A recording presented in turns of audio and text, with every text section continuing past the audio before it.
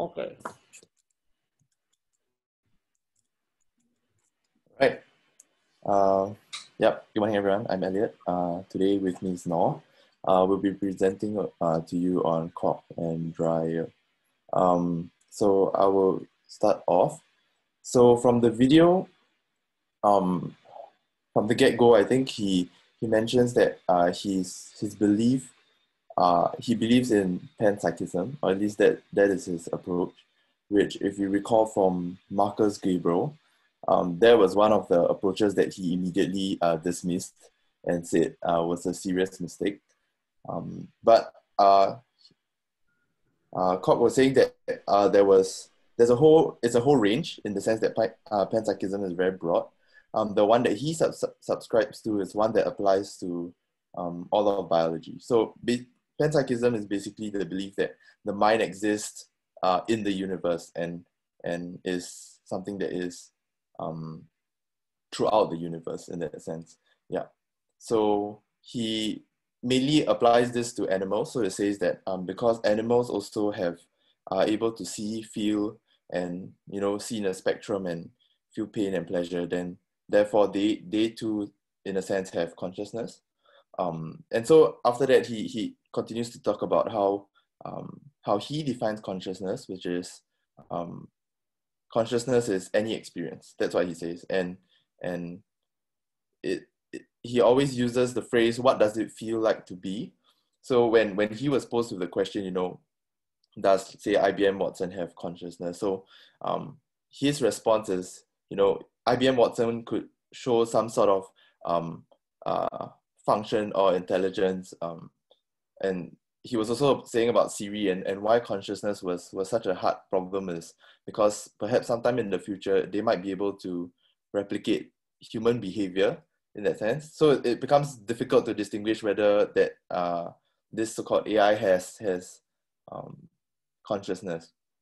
So the way Christoph says it is that what they may be able to do all this, but what does it feel like to be them? And he also says that consciousness is what the physics feels like from the inside. So I think he takes on that assumption that it's very physical based. So to him, it's if what does it feel like for a brain to be from the inside. So I think he also says that it's a hard problem because you only can be sure about yourself, in the sense that consciousness is a subjective experience. And in that sense, it becomes difficult to deduce whether something else or someone else really, in fact, has consciousness. Yeah. Yeah. So I think this is something that I had a bit of issue trying to agree with, in the sense that from our conversations, right, we believe that the mind is developed through being in the world, and this world is something that it's a world of meaning, right? And so the way he posed it is that it's heavily dependent on sense perception, because I mean, from the way he phrased it, at least with regard to animals, that what does it feel like to be an animal? The way he said it was, you see something, you have experiences. But I guess the question for me is, is experience just sense perception? Because if it were just sense perception, then let's say your cameras and all that, they have that too. So if not, then experiences have to be related to some sort of meaning. And if it does, then perhaps it only pertains to humans, because only humans really live in that world of meaning. So anyways, in terms of that, he talked about how it could be measured. And he said that the way it's measured now, for at least for things with the brain, is they use some sort of EEG to measure the complexity of the response, whether that brain is conscious or unconscious. And then he proceeds to say that with silicon or AI, in a sense, you can't do that. So there needs to be a certain theory behind how you define whether something is conscious or not, which leads him to the integrated information theory, which I think he contributed to or created, at least, which it's quite complex. It's quite a long list of stuff, but basically it says that for something to be conscious, it must have causal powers, the ability to effect some sort of change on the outside, but most importantly on itself. So sort of my ability to have an effect on myself. Yeah. And next he talked about why AI will not be able to be the same as the actual thing with regard to consciousness. He's saying it can't be a simulation. So the example he gave was a black hole. Why is it that when I simulate a black hole on a computer, it doesn't really suck me in? And so you're saying that it has to be real. The simulation is not the same as the actual thing because it doesn't have the same causal powers. So in that sense, a simulation of consciousness will not actually be the real consciousness. So while he was talking about intelligence and consciousness, he distinguishes the two. He says consciousness is about being, experiences, feelings, etc. And then the way he approaches intelligence is that it is about function, which would differ from how we've been talking about it in class. To him, it's purely about function. So if you have the ability to do some sort of computation or portray yourself in a certain way, then it could be considered as intelligence. But something interesting that the interviewer brought up was how the question, the sort of the thing that he noticed is how, with regard to humans, for something to be considered intelligent, it needs to, in some sense, impress us. And impress us enough to say, hey, that thing looks like it's intelligent. And yeah, that's an interesting thing that he noticed. And I guess it makes sense because all these definitions are created by us. So when we call something intelligent, then it's for us to decide. So that's something to talk about, I guess. Yeah, so other than that, he sort of danced around saying that, there is some sort of relationship between the complexity of the brain, how much processing power it has, and consciousness. And he says that, but it's not immediately clear that if we were to engineer some sort of intelligence, whether it has anything to do with consciousness. So it's like if you have Siri who's able to talk like you, it's able to respond immediately, it's able to really emulate a human conversation, let's say, it becomes difficult to tell whether that thing is really conscious, and that is the tricky problem of consciousness. Yep. Next up we have Dreyfus. Yeah, okay, so I'll be talking about Dreyfus. So I think he starts off, one of the things that he starts off with is the mind-brain problem. So he says that the mind and the brain are necessary for each other. So in that sense, it kind of implies that there is some kind of relationship between these two entities, but what this relationship is, he doesn't go on to, talk about it. So he just stops there saying that there is a relationship like between the mind and the brain, but he doesn't go on and try to talk more about it. So the next thing that actually he talks about is quite interesting because a lot of us, I think, we live in the Descartes, view of the mind being outside the body. And so for him, he criticizes this mental representations, this idea that started by this idea of mental representations where people must have a model of the world in their mind in order to act intelligently. So he actually mentioned Simon, a guy from MIT, saying that he's the one that basically, said this, saying that we are physical symbol systems, both computers and people, because we use representations and rules to make inferences about what's going on in the world and what to do about it. So Dreyfus, he actually argues this. He says that we respond to the unique situation and we don't use rules. So what he means by a unique situation is that something you've never been in before and something and that other people haven't been in it. And it's also something that you will never be in it again because having been in it this time has already changed you. So when he says this, it kind of implies that you have to go through a particular situation, you have to experience it because through that it changes you, and the next time you are in a somewhat, if you say a somewhat same situation, it's never the same because now you have already been changed by your set of experiences. So about this Cartesian view of seeing the world and the mind, he throughout the video, he actually brings up two philosophers that I think he agrees with. So Heidegger and Marilee Ponti. So he disregards this Cartesian view, and he agrees with Heidegger on saying that we can disclose the world without the need for any mental representation. So he says that, we are an open head turned towards the world. So we live in this constant dynamic interaction in the world and with other people. So what this means is that we don't have an intermediate representation of the world in our mind, right? So if the people from MIT, they're creating an AI through this way, then he says that the AI will fail, right? So if you think that the way humans have been seeing the world is that they have this model in their mind, and if you're trying to replicate the AI to be in such a way, then it wouldn't work because that doesn't hold true. So he disregards this Cartesian view, and um, and then the thing that he mentioned is that he's saying that, but he also agrees that there isn't. So he agrees that there isn't anything mental in about this way in when you disclose the world. He says that our body and its skills for dealing with things and getting an optimal grip on things is something that we need to understand. So he's saying that our body is the reason, is something that computers don't have. So they don't have bodies, they don't have skills.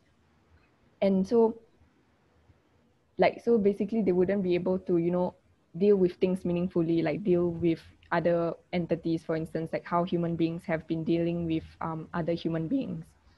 So that's, no, sorry, it's still the previous slide. Yeah. Yeah. Yeah. So just going back a bit on the unique situation thing. So basically he says that we we always respond to a unique situation, and the thing is that we don't use rules. So for him, he's saying that it's not about, looking at rules and then doing something or not doing something, having a rule to prevent you from doing something. It's more about learning through a particular situation. So for him, he says that that is how you learn, and basically that is through experience. So for this point, for the reasons that he has specified, like our body being necessary for experience and stuff. So he's saying that human intelligence and expertise depend primarily on unconscious processes rather than conscious symbolic manipulation. So we don't use rules when we are faced with a situation. It's all through our experiences and all through our unconscious processes. Yeah. So the next slide. So that's mainly what he has been talking about, consciousness. And then he moves on to talk about the body. So he says that the world is organized by embodied beings like us to cope with other beings like us. So it's the way we are able to relate to things as things and able to interact with other human beings. So so he's saying that without a body, you're not able to relate to other human beings. And in the sense that, so this actually got us thinking, like, if body means that, if having a body means that you're able to be physically present, and if that's the way how you're able to relate to things as things, and then that's the way that you can be able to experience culture. And and I think we mentioned in class that the mind exists because of culture. So then, like, it got us thinking that, do you need a body to have experience?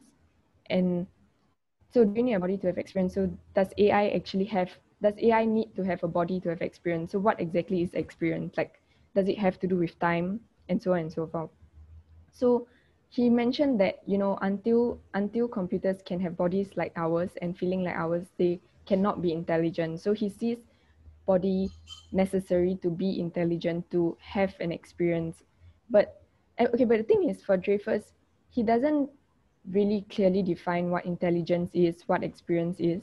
So it doesn't, he doesn't really define what this is. And then he also contradicts himself when he talks about, because he did mention that embodiment is creeping onto the internet. So he mentioned that, when he was having a Skype call with his wife, and then he was able to do video calls with his wife and stuff. And then now he's saying that embodiment can actually be creeping up onto the internet. But this doesn't, make sense, because previously he mentioned that AI will never have bodies like ours, and even if he's saying that this embodiment is creeping onto internet, it doesn't mean that this body is able to experience things. So I think the main, one of the main key takeaways was like, what does he mean when he talks about experience? Can you have an experience without a body? And subsequently, like, are you able to experience a culture if you don't have a body? And also whether you would have a mind. Yeah. So that's what the main topic of Dreyfus was on in terms of the embodiment. So mainly on the importance of what a body is for us humans and whether AI will be able to ever replicate it. Yeah. Then the next slide. Okay, so we kind of, Elia and I, we kind of thought about how both Koch and Dreyfus actually have similar points or how they don't have similar points. So I think one of the main things we found was that Koch, when he talks about intelligence, he says that it's a function, right? So he doesn't say that it's anything, he says that it's nothing to do with being, it's more of a function. But Dreyfus, on the other hand, he doesn't clearly define what intelligence is, but from the video, we kind of felt that when he talks about intelligence, it's more of a set of experiences and rather than just, a set of rules. So less on the function, more of your behavior. And Dreyfus, it was also a bit hard to kind of pinpoint what he was talking about consciousness exactly because he didn't really talk about it. So for Koch, basically consciousness is any kind of experience, right? So when you feel happy, when you feel sad, that's consciousness. So I think the main difference where we saw Dreyfus and Koch was how they saw intelligence. Yeah, that's one of the key difference. Yeah. Okay. So, this is sort of the end of what we have. But here are some of the questions that we were asking ourselves and that we would like to also ask over here. So I think the first question was more about causal power.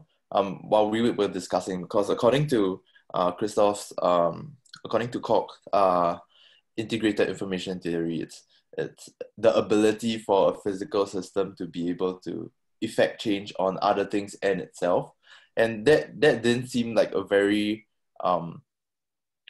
sort of strong approach, because then, I mean, if you were to look at AI, let's say, let's talk about like self-driving cars, right? Because effectively they do have the ability to, effect change on if they decide to crash into something else or do that. They do have that causal power, so it becomes a bit difficult to distill whether, I mean, it would be quite obvious that, it is not in itself conscious.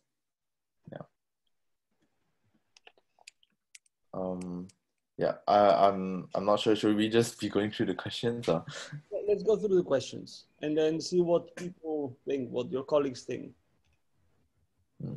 So I think this one might be a bit hard to talk about, especially if the integrated information theory isn't something that everyone has seen through, because this pertains to more of questioning the theory itself. Okay, maybe the second one would be something that is easier to talk about. So if consciousness is something that you can only be sure of about yourself, then how can we call something else conscious if we can't measure it per se? Because I think Koch's approach of using that EEG and measuring the brain is obviously not sufficient to measure consciousness, especially while we are in the conversation of talking about AI and sort of artificially made consciousness. Okay, so let's start with these two questions first, okay? All the questions that you're putting here are very interesting. What is an experience? It's a very crucial question because both Koch and Dreyfus don't really define this term, right? They use it quite casually, and that's what people usually do. They employ this term experience casually, but experience is something very complicated to understand. Then can AI have experience, or experiences is of course dependent on the first question, what is experience? And then the relation between intelligence and mind, okay? Now, I would focus first on the first two questions. What is causal power and what is the causal power of the brain? And can you call something conscious if you can't measure it? Let's start from these two questions, okay? So what do you guys think? I mean, this question is for everybody now. So I open the floor for your discussion.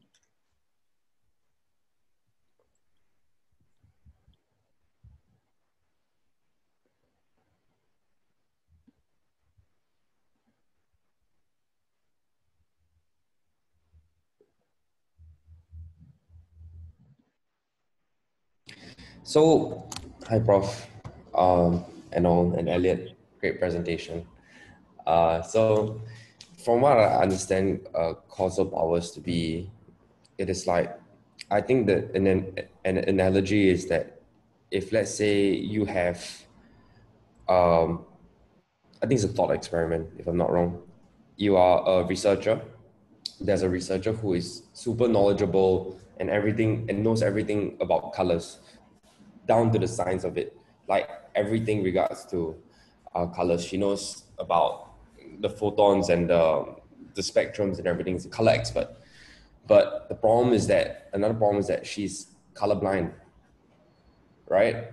So she's unable to experience the so that is what the causal powers is, right? Because even though she knows so everything related to the physicality of colors, she is unable to feel that causal power of it because of something that because of a certain problem that she has, right? So I think that's how I see. If I might be wrong, if that's how I see, I think about causal powers based on what I've read. That's to answer the first question. And the second thing is like that there has it. I feel like when we talk about causal powers, there's something to do with feelings too, and the way that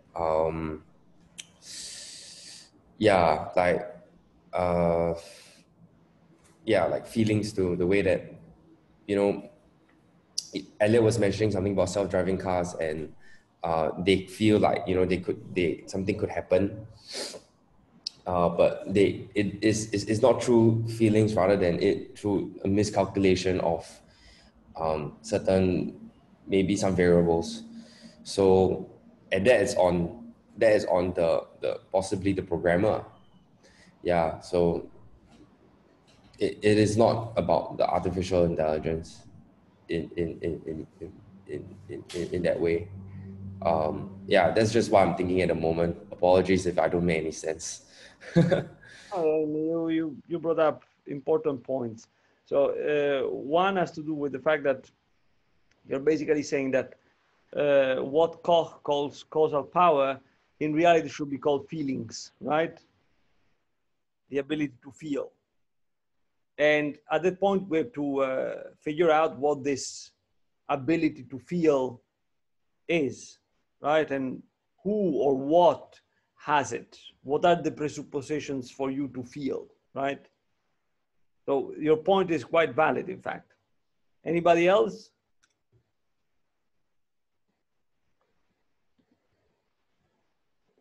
I think, sorry, just to talk about that a bit, I think what he refers to causal power is sort of the ability to effect change, like cause and effect in that sense. Yeah, but I mean, okay, let's put it this way. If a rock pushed by an earthquake falls onto a tree and breaks it, the tree falls, and in its turn, the tree squashes an ant house, right? Is there cause and effect there?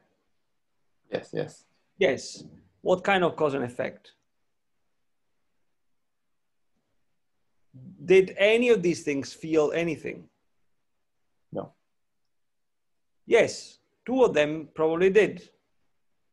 The tree must have felt something. The ant house surely felt something. The inhabitants of, I mean, the ants that lived in that in the turf, right? Right. The rock surely didn't feel anything. The wind or the earthquake, whatever moved the rock, didn't feel anything either. So there you have causal power, but you don't have necessarily in all parts of this causation feeling. So feeling and causal power are not necessarily the same. Yeah. So then again, in which sense does Koch use the word causal power? So according to his theory, right? Not only must it have the ability to, the causal power, the ability to cause an effect on other things, but intrinsically must also sort of, without any external intervention, be able to have causal power upon itself.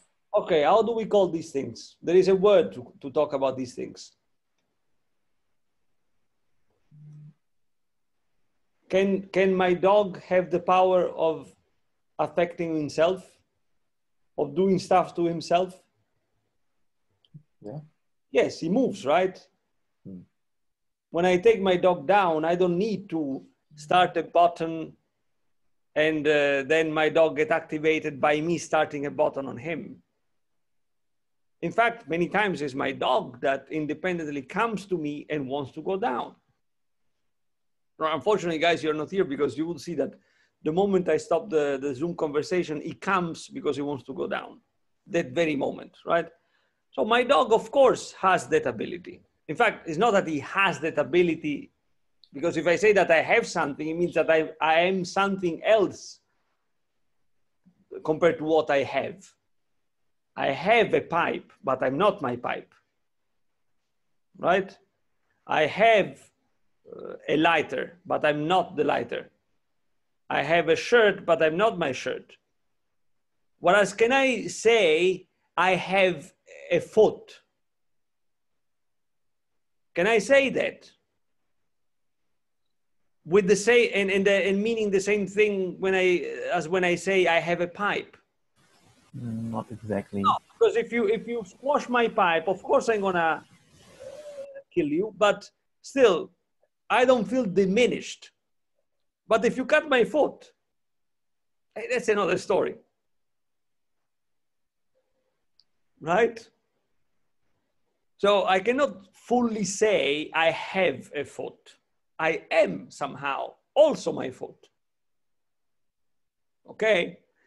So this is to say that it's not that my dog has on top of it the ability to cause himself, to have an effect on himself. My dog is that ability, right?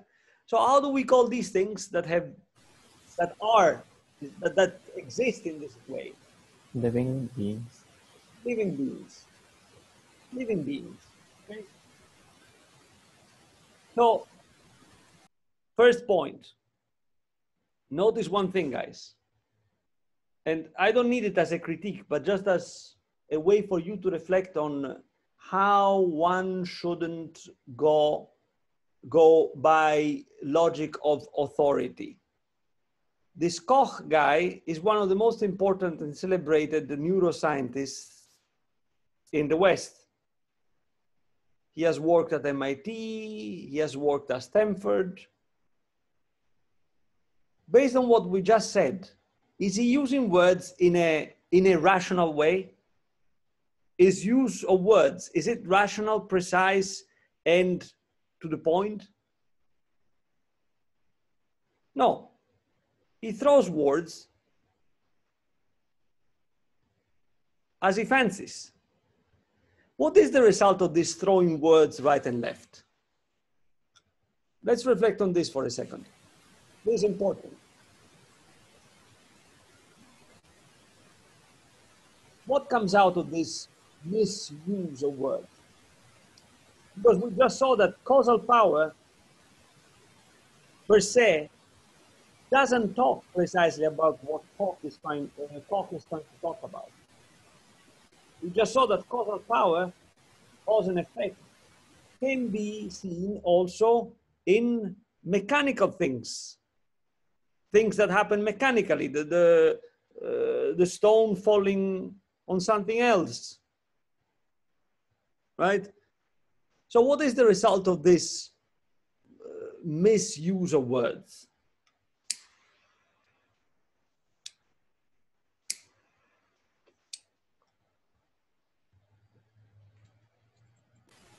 I think firstly it's confusion. Yeah, confusion. Basically, you don't grasp anymore what you're trying to grasp. That's why I'm aware that many students at SUDD, I'm aware of this because I've been told by some of your colleagues, many students at SUDD think that whatever has to do with words is fluff. Yes, when you use words poorly, then it becomes fluff. The problem is that oftentimes that fluff is not casual. That is to say, those who create that fluff to fool others. Now, it's not the case of Koch. Koch doesn't want to fool us. Koch is just confused himself. He doesn't know what he's saying. Okay? However, words are very dangerous things. If you don't use them well, you end up into a maze out of which you won't come. You have to be very careful with words. So let's start again. What Koch is trying to get to when he uses the wrong word, causal power, is simply living things. Living things. Okay? Now let's go to the second part of the first question. What is the causal power of the brain? Okay, I leave the floor to you again.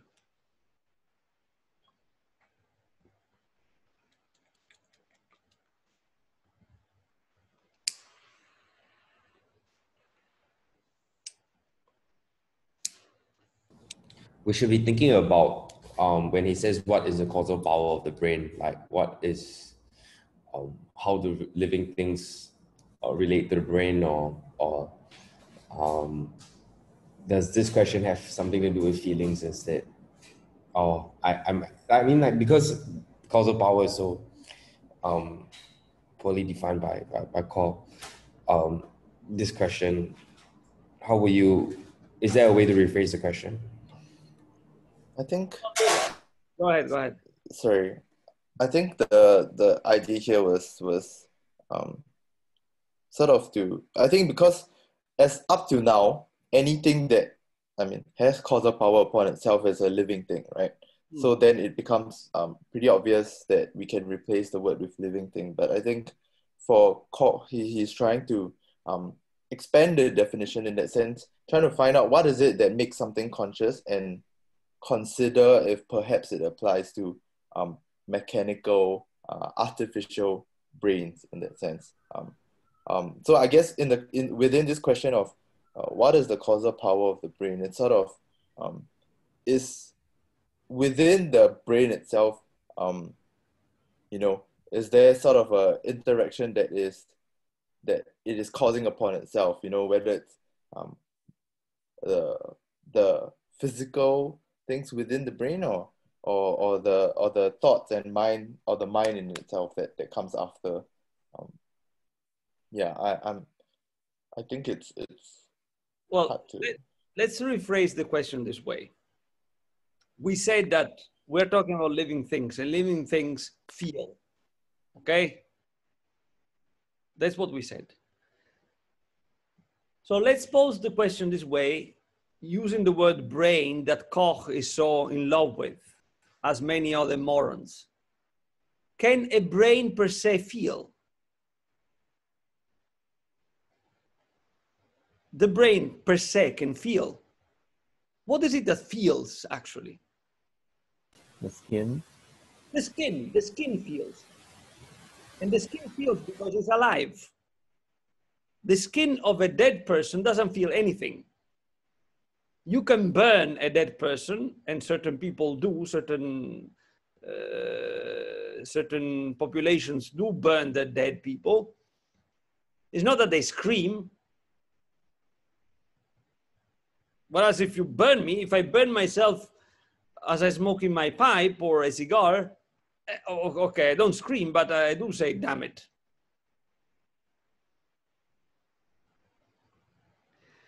Now, imagine that you could keep my brain alive in some kind of, I don't know, jar or whatever. Would my brain feel anything? Probably not. It's a superstition to think that in the brain there is something that per se thinks and feels. What would this thing be? In other words, Koch and all these idiotic scientists, they ride on a superstition, a religious-based superstition, according to which there is a little man here in the brain, which they call the mind, and this mind has certain symbols and representations that it works with. And then in a very mysterious way, through the brain, this little man, which for some scientists is the brain itself,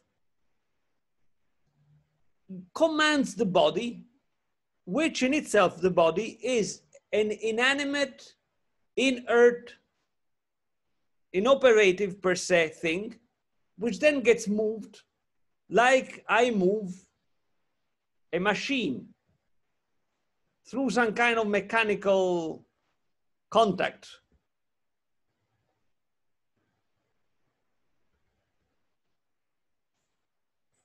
If instead we ask, can the brain feel? And the question is, the answer is obvious. No, the brain cannot feel, per se. Per se, the brain doesn't feel. What do we discover then about the brain? That the brain is an organ of the body as much as the heart is an organ of the body, as much as the stomach is an organ of the body. I make the comparison particularly with the stomach for a reason. Any good doctor will tell you that the stomach is as complex as the brain. It is through our stomach that we know whether we are hungry or not. It is through our stomach that we know whether we are angry or not. It is through our stomach that we know when we are excited, when we are in love. Another organ that is extremely complicated, extremely complex and powerful is our reproductive apparatus. When they say that men, males think with their genitals, they're saying something true. It is true. There are organs, in other words, in our body that seem to have a sub-life of their own. Okay? But they can do that because they are part of the body. You take a stomach outside of my body, the stomach will stop being a stomach. Yeah, you can keep it alive, meaning that it doesn't decompose. Maybe it has some basic living functions, but it won't be a stomach anymore because it's detached from all the rest. This is to say that what we are is a whole. Is a whole that goes from my last nail up to the brain, or vice versa, from my brain up to my, up, not down, up to my last nail. So if a brain cannot feel, right, does it make sense to ask what is the causal power of the brain? What is the causal power of the brain per se? In other words, is the brain the subject or the object of feelings?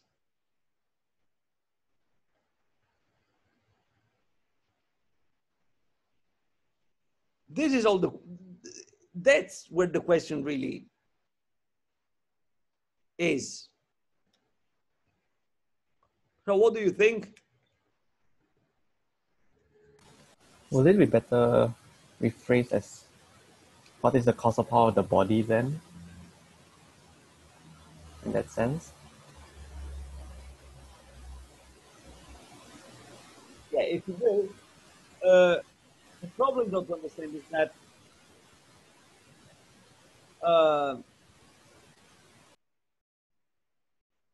there is no single component that can make up the whole.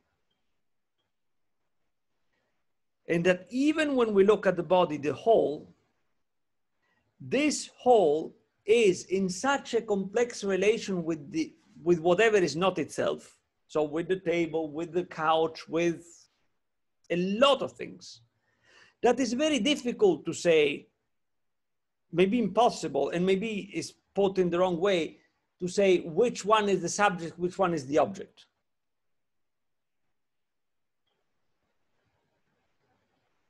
That's the point.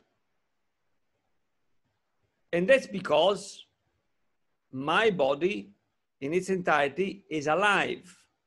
Being alive means being immersed in a huge array of perceptions. Being alive means being bombarded by perceptions. That's why I say that it's very difficult to say which one is the subject, which one is the object.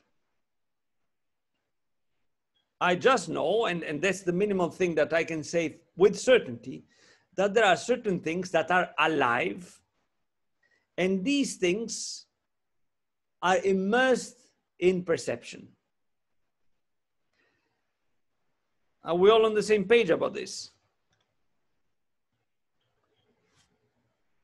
What do the others think? I know that Noor, Johannes, Elliot, Sean are here, but I haven't heard the others.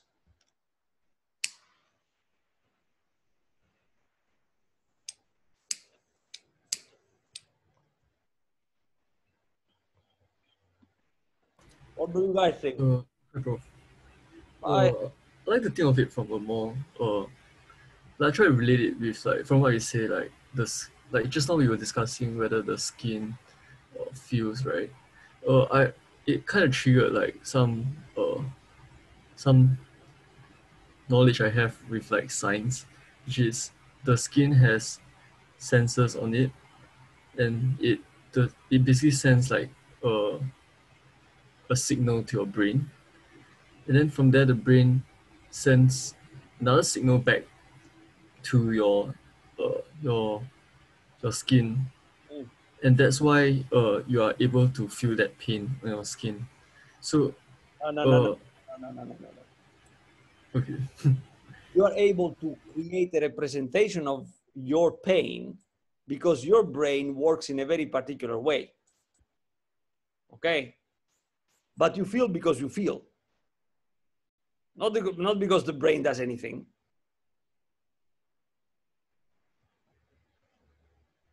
I mean, listen to what you said. The skin is affected. Something is sent through the neural system to the brain. Now, first of all, the way in which we think of this transmission is mechanical. And we think of it mechanically because we are used to figuring out the world, the interactions between things, based on the laws of mechanics. But that's our representation of it. Maybe it's not mechanical at all. In fact, we don't know exactly how that happens. But even if we were to say that, okay, it happens through this mechanical transmission, which again, as I said, probably is not mechanical, it's a transmission of energy of sort. But we don't know how that happens. We figure it out. We represent it as mechanically based, but probably it's not mechanical, okay? Now, but even say that it is mechanical. Which one is the source of that feeling? Still the skin. And why can the skin feel? Because it's alive. Now, the mystery is here what is this thing that is presupposed in order for any feeling to happen, namely life? What is this thing? What the brain does at most, if it does anything that we can pinpoint, is coming up with a representation.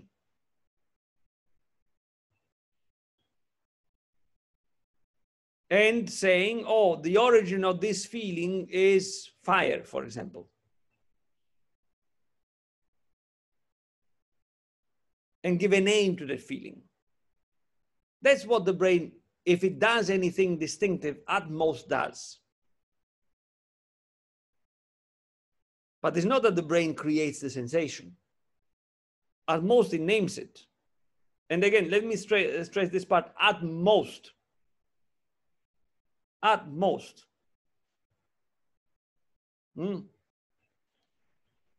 Now, my reply to you, Emil, should warn you of mostly one thing.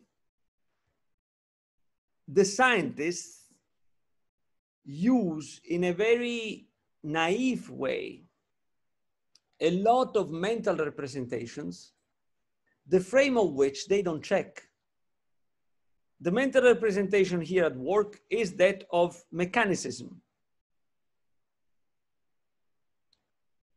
However, does this scheme of mechanicism, which is basically the same scheme according to which a rock falls onto another rock, is it sufficient and fit to talk about what happens in something alive? I don't think so. And in fact, many scientists don't think so. The most alert scientists do know that the language we use and the representations we form to talk about these phenomena are insufficient. Okay? So don't take what you find in journal newspapers or even journal, in scientific newspapers or even scientific journals as the truth, as something that we know. No, it's something that we're trying to talk about. Now, it is to be seen whether that language is fit enough, because if the language is not fit enough, it leads us into dead ends. So the question remains again, what is life? That's the main question. What is life? What do you think, Emil?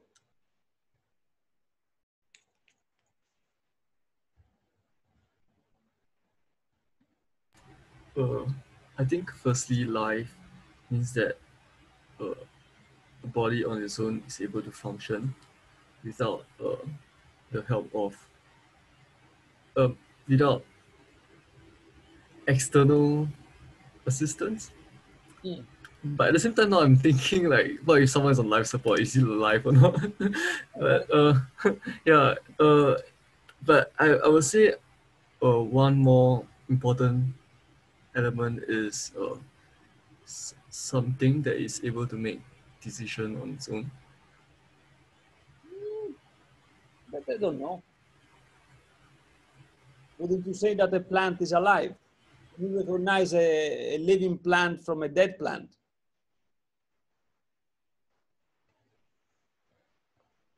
Can you tell whether Yeah, I cannot. flowers is still alive or not? Can you? Well, you see if they decay or not, or they are growing. No, I mean, can you recognize a dead plant from an alive plant? Usually, yes. I think so, or not. Guys, I mean, it's a simple question. We or not?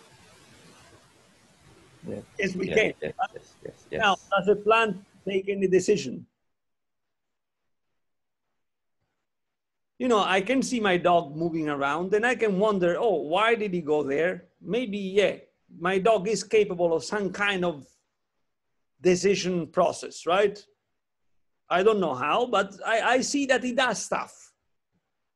But I've never seen my plant moving around and trying to say, oh, you know, like, oh, look, the plant is going to the sink. Why? Oh, because it wants water. The plant doesn't do that, right? Unless you are an ant, and then, yes, you can decide to wage war on Saruman, but that's mythology. It's another story, right? So there are living things that seem completely devoid of decision power. And yet, nobody in his good mind could doubt that they're alive. Nobody in his good mind. In fact, I mean, each one of us is composed of an innumerable myriads of these things that are alive and yet don't take any decision. Each cell is a living thing. Each bacterium that I have in my body is a living thing.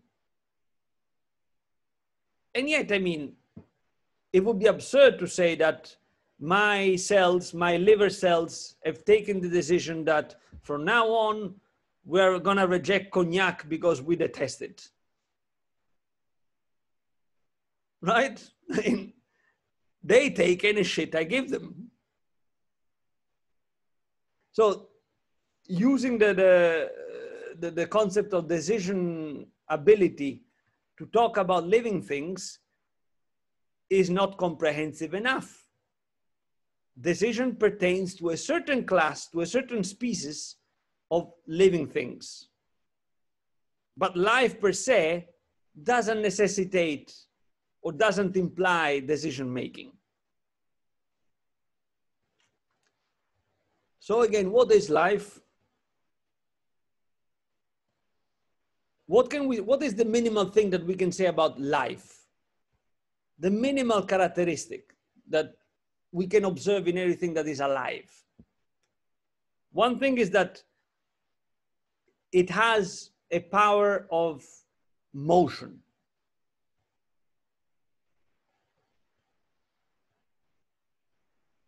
Do plants have the power of motion? To a limited degree.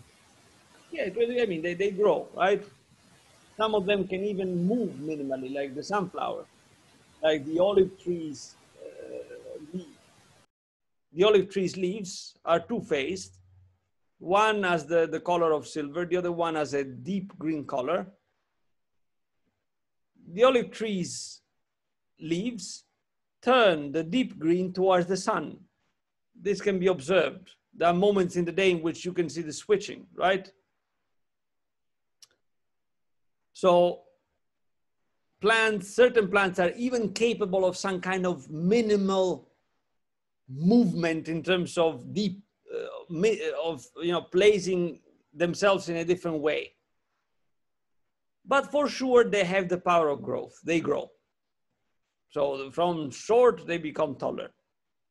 Okay? But for sure, one thing that they have is this power of motion. What else is the thing that they surely have then? The capacity to keep itself together. Okay, there is this capacity. Life has this capacity to keep things together. Desperate things together. Because my body, for example, any good biologist will tell you that our body is a mess. Our body is formed by myriads of heterogeneous bacteria, cells, and blah, blah, blah, blah, that keep reproducing each other at a very high speed. That's what is called metabolism. Metabolism is the ability, not the ability, it's the fact that the cells that put together compose our body change. They die and new ones are born. New ones are generated, okay? Now, all these things are different, and yet they're kept together. And by being kept together, they They are me. I am these things that keep changing and yet are kept together in a unity. So one thing that we can say about life is that is motion, and that is this ability to keep things together, to keep itself together in a unity. And there is another characteristic.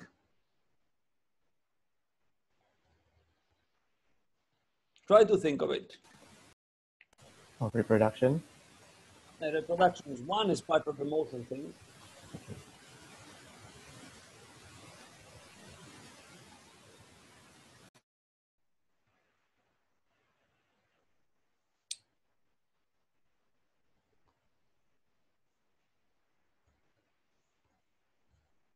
Can I say that we, like living things, need air, food, and water? No, not necessarily, because cells don't need food and water.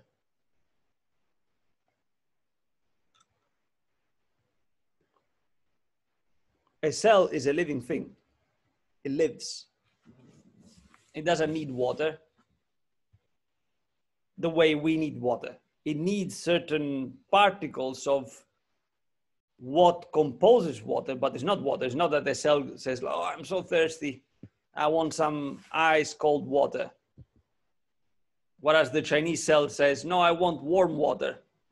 It doesn't happen that way. So not all living things need food the way in which complex living things need food. By complex, I mean stuff like us, stuff like my dog, that is to say, a unitary compound of many, many cells. My dog as a whole needs meat, needs water, needs a series of things. I, like my dog, need a series of things, but my cells don't. They do eat, yes, but they eat other particles. They eat God knows what, and they don't properly eat them. They assimilate them. So not even that. Behavior. Maybe I think we would say that life feeds on life, but that's part of the motion thing again. So there is another characteristic instead that all living things share. Is it behavior or feelings? Oh no, not behavior, sorry.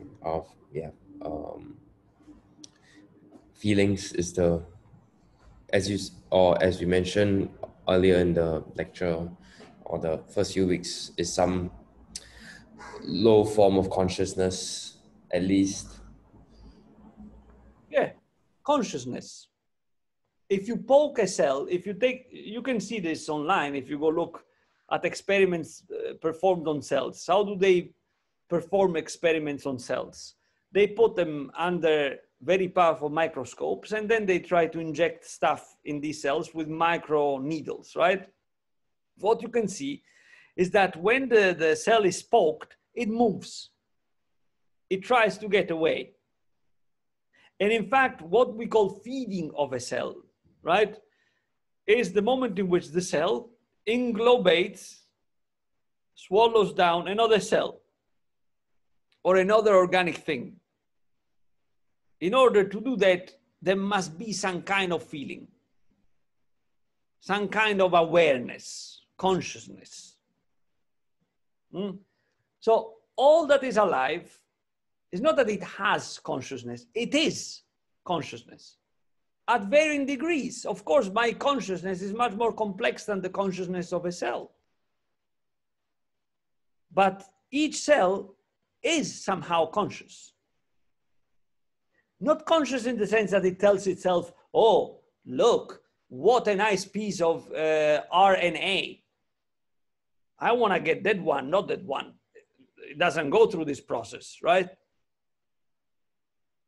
But somehow it moves towards it.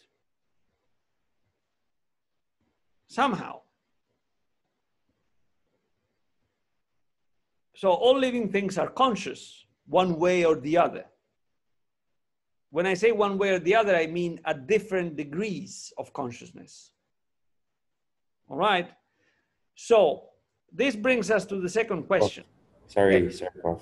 So, I mean, in that itself, we are trying to from that example that you've given, you're sort of deriving this sort of consciousness from from a physical interaction, like as you said, the needle or something that you see like a mechanic, even though it's mechanical, there's some derivation of consciousness from that. Do you think that is something sufficient to prove that it is conscious or has a feeling, or is there something that? Okay, let's put it this way. Let's talk about stuff that is more complex. Koch asks, how can I know that something else is conscious? Now, to make you see how absurd this question is, because there are questions that are absurd, and this is one such question. If I kick my dog, is he gonna stay still? No. He's gonna squeal or try to bite. If I kick my table, is my table gonna do anything? No.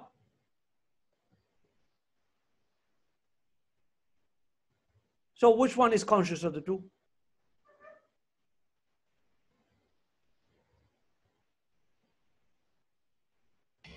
The dog is conscious. The dog is conscious. Okay, my table is not. So the question, how can I know that something is conscious? Does it make sense? In other words, the doubt regarding the fact that other things are conscious is a reasonable doubt.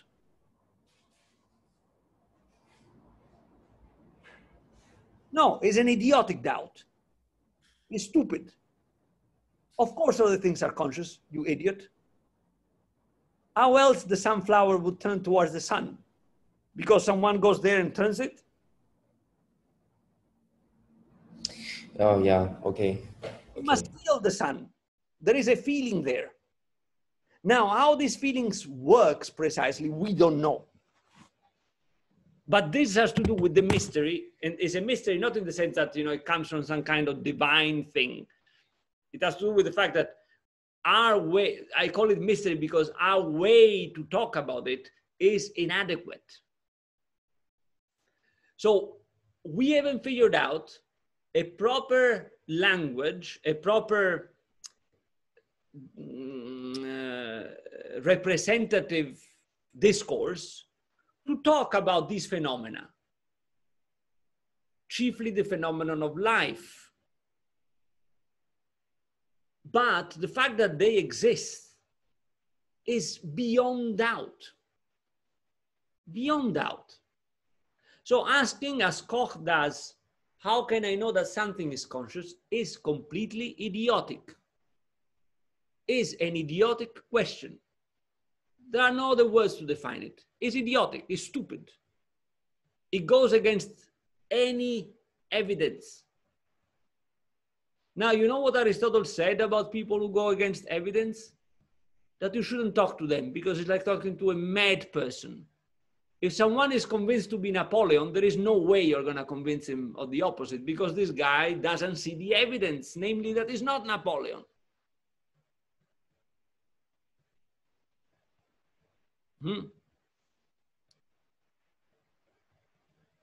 So, again, what are we hitting against here is a problem of,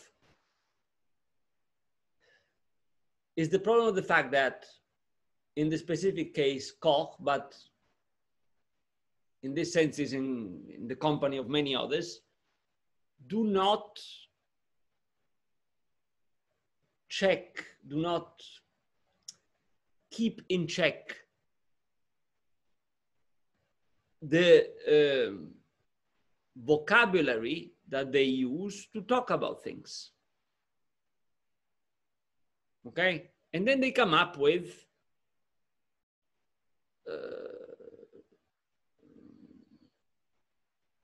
they come up with problems and questions that are non-existent as problems and questions. One such example is this one of consciousness. So whatever lives is conscious. The problem is that we don't know what life is. When I say we don't know what life is, I mean that we haven't built a vocabulary fit to talk about life. It's not that we haven't tried.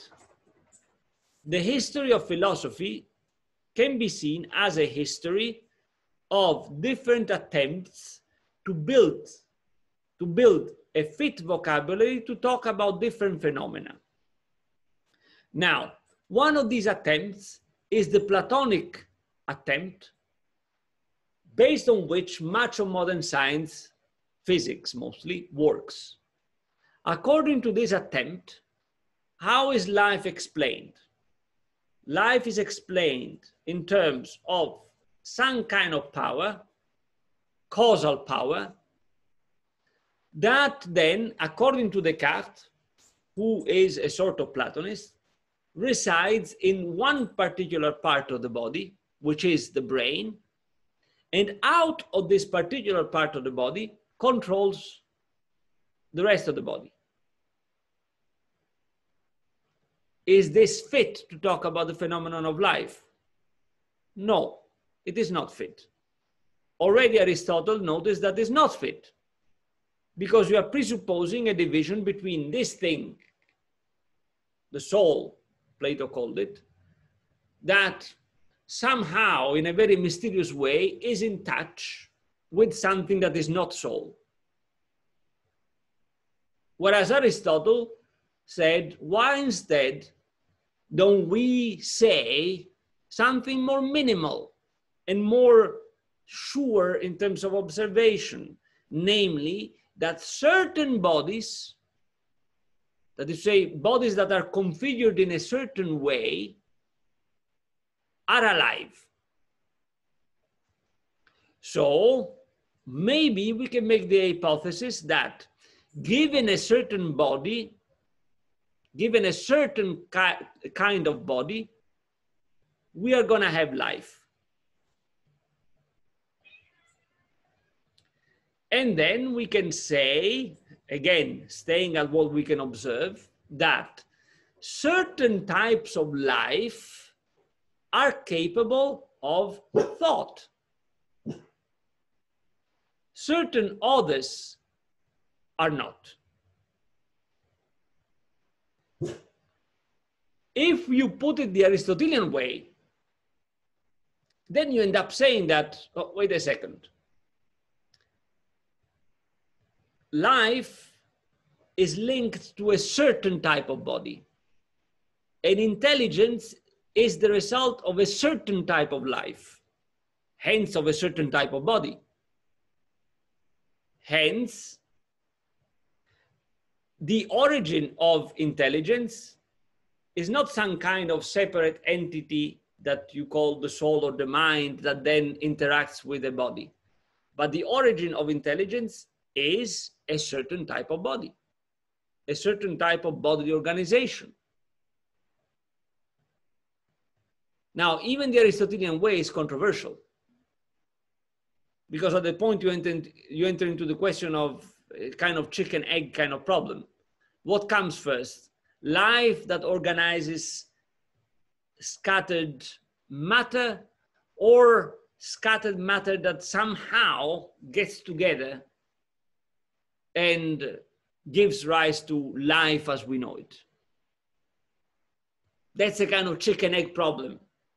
But at least with the Aristotelian way, you got rid of the dualism between this ultimately phantomatic soul, which in a very mysterious way, in a very inexplicable way, would be dealing with matter, with something that is not soul, something that is not mind.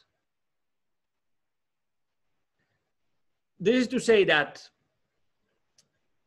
what I was saying before is not that we have never tried. Much of philosophy can be seen as the attempt to come up with the vocabulary to talk about this. And we managed to. No, we haven't managed to yet. We're still trying.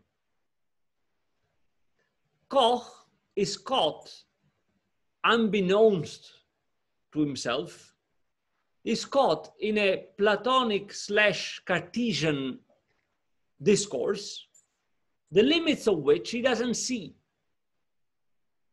And not only doesn't see them, is not smart enough to understand the objections that Descartes and Plato instead understood.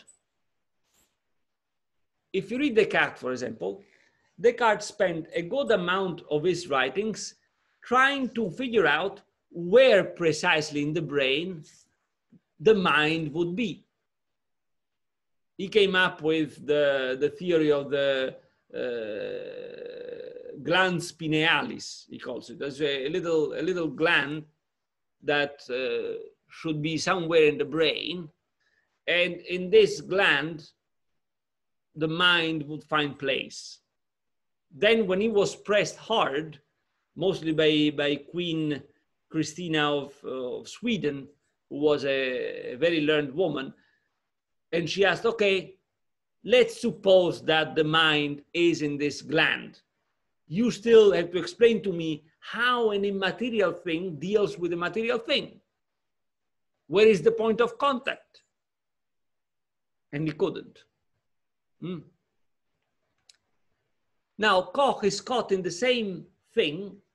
The difference between Koch and Descartes is that Descartes knew all the difficulties that arise from that. And Descartes was using words in a very sharp way. Koch is not. Koch is throwing words right and left. So, long story short, you have to be wary of all this scientific jargon. Because usually what happens is that this scientific jargon is the result of poor usage of philosophical terminology, which as philosophical terminology goes unchecked. And then you end up in a lot of problems that are false problems, like this one, consciousness. How can you know that something is conscious? Well, kick something. If it bites you, it's conscious. Try to kick an alligator. Let's see. Let's see. Let's try to say, oh, there is an alligator there. Is it conscious? Wait. If he eats you, it's conscious. What kind of idiotic question is that? Of course it's conscious. Right? You are in the water. You see a fin moving on the surface.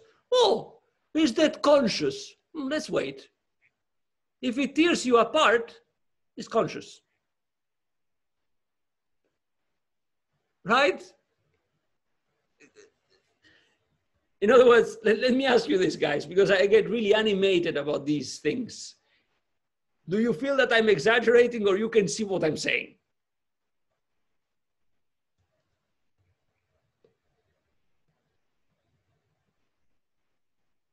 But to stress that the consciousness of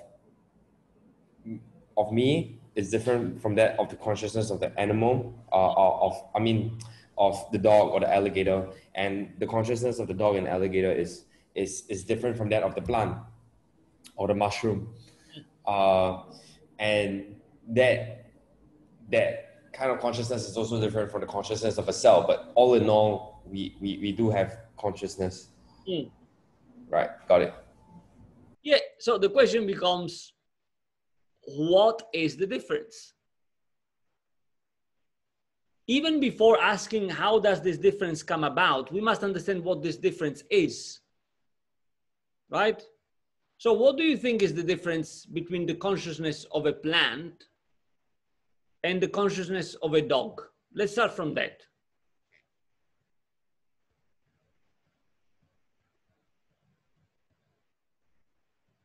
Just based on what you can observe, without coming up with pseudo-scientific jargon, because in the end, you know, scientists like to cover everything up with the word scientific. This is scientific. then when you ask them, they don't know what they're talking about. So it's scientific my ass. Because if science means knowing, dear Koch, you don't know anything. Remember what Gabriel said. I mean, that sentence that he said, he should receive the Nobel Prize only for that sentence that he said. He said, when people start talking technically, then it means that they don't know what they're talking about. When you start hearing technical jargon, then be wary. Much probably the person doesn't know what he's talking about.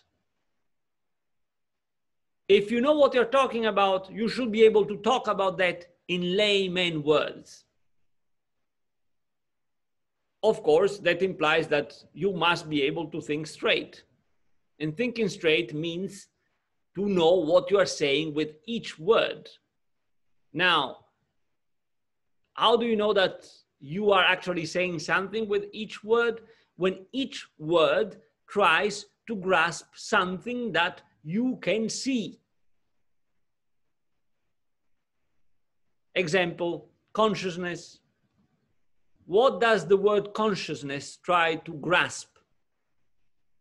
The word awareness. We can use the word awareness, which is the Anglo-Saxon equivalent of the Latin consciousness. With these two words, which are synonymous, I try to grasp the fact that I see that certain things, once stimulated, move, react, whereas certain others don't.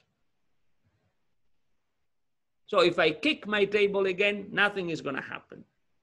If I mess around with an alligator or with a dog, something is going to happen for sure.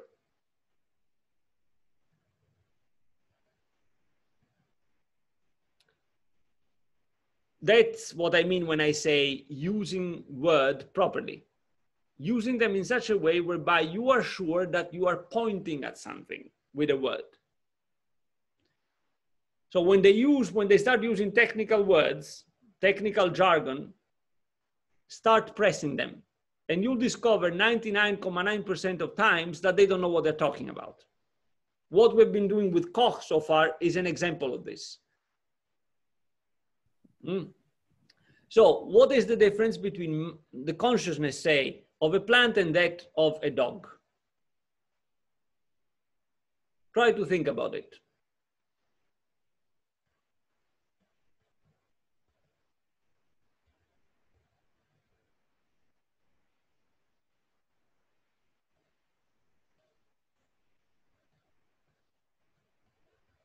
Well, let me give you an example. I have my wife's orchids in front of me. They're well and alive, okay? I know that they're alive because I know that at night the petals are down. During the day when they're hit by the sun, the petals open, so they're alive. Now watch me, okay? Hey, orchid. Hello? Orchid? Nothing. Okay, let me do another experiment. Romolo, vieni qua. Vieni qua. Okay, it's not coming, but it's up now. Dobbiamo andare giù. Vieni, andiamo giù, vieni qua, vieni. Vieni. Well, it's not coming, but it's up. It's up and it's moving its tail. So what is the difference?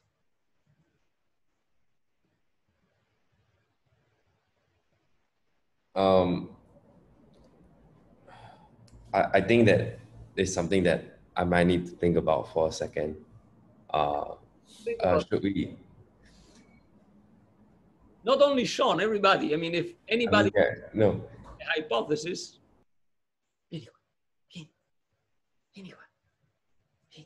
I think one thing that is like very obvious is that the dog will react immediately. Yes. The dog would react. The dog is capable of hearing and interacting with another living thing, right? In such a way as to establish a relation of sort. The plant is not capable of that. So the consciousness of the plant doesn't register something like a meaningful sound, a meaningful noise. The dog does, in fact, is here, right? You're not like a plant, are you? No plant. So this minimal thing we can say. He has a kind of consciousness whereby is able of a more complex, richer, if you want, interaction with what is around itself. Let's say that he has a more encompassing ability of awareness. Its awareness encompasses more things. Whereas the awareness of the plant is much more limited. Okay? Let's make the example between, again, my dog and, I don't know, a fish.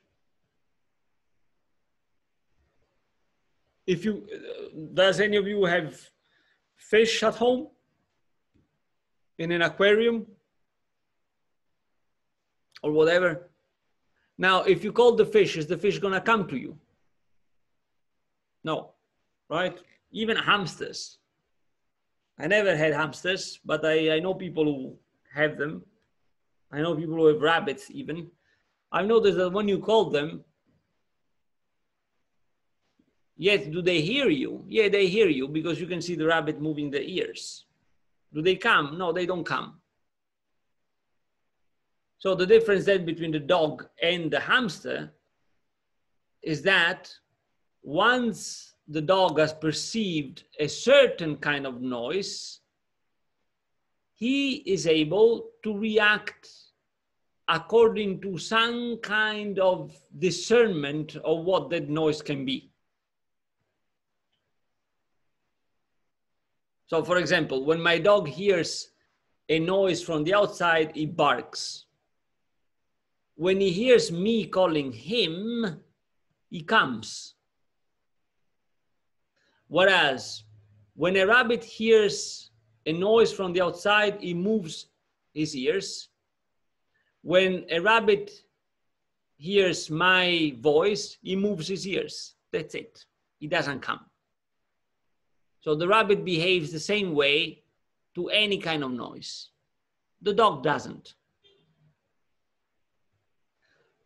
So both the consciousness of the rabbit and the dog are more encompassing than the knowledge, than the awareness of the plant.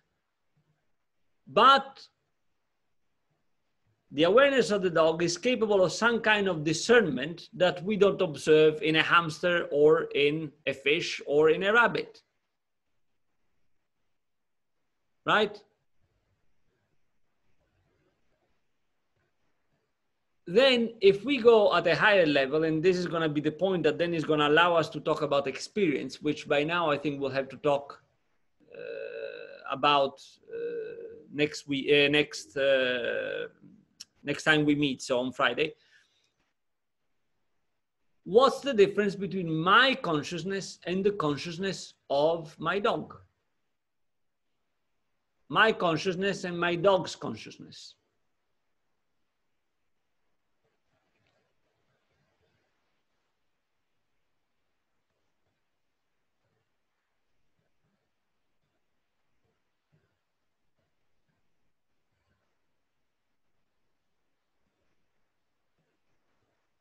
I think one thing is that, like, for us humans, we can reason out. So we can think about something and reason out. But like if you give the dog a food, if you give a dog the food and then he wouldn't really think much. If he's hungry, he would just eat it, you know. But like that's just one example. But what I mean is, like, humans, we can think and we can like make decisions based on that. Yeah. Yeah. So I mean, there is, as you said, right? If you take the example of food, the dog is hungry. You give him food, he eats. Whereas you can observe that a human being might be hungry, you give him food, he doesn't eat. Why? Well, because the human being is capable of saying, no, I shouldn't eat. Okay? What comes up there? How would you describe this difference in minimal terms? What is the human being capable of that the dog is not capable of? You said reasoning, but let's use more down-to-earth terms, because reasoning, then, you know, oh, what is reasoning? It becomes really complicated, right? Down to earth, just saying with words that describe the phenomenon minimally. I would say making a decision. Yeah, but what does that imply? I mean, what do you observe, in other words? Because making a decision is already trying to explain the phenomenon. I want to stay just at the phenomenon. What is it that you see?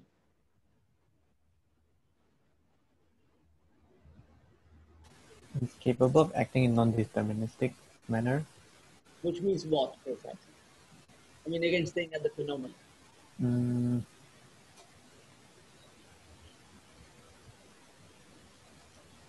Look at the phenomenon, right? I put food in front of my dog and he closes his mouth at it. I put food in front of you, and if you're on a diet, you say, oh no. What has happened there? You say, oh no. Yes, it is a decision and blah, blah, blah, but what do you observe in the phenomenon? Is it thinking? Yeah, all right, yeah, but one could argue that in the dog there is some kind of thinking.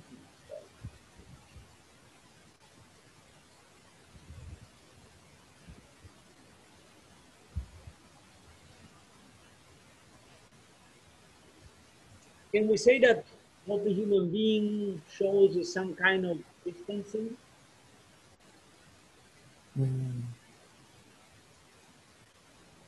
Hi, sorry, Prof. I think some people have a class down, a separate class. Okay, in any case, we stop here for today. And on Friday, we're going to discuss again this point, difference in consciousness between us and other complex living things. And then that is going to allow us to go into the question regarding experience. Okay, because that word is crucial. It's really crucial. All right? Okay, guys, I'll see you on Friday. Thank you, Prof. Thank you, Prof. Thanks, bro. Bye.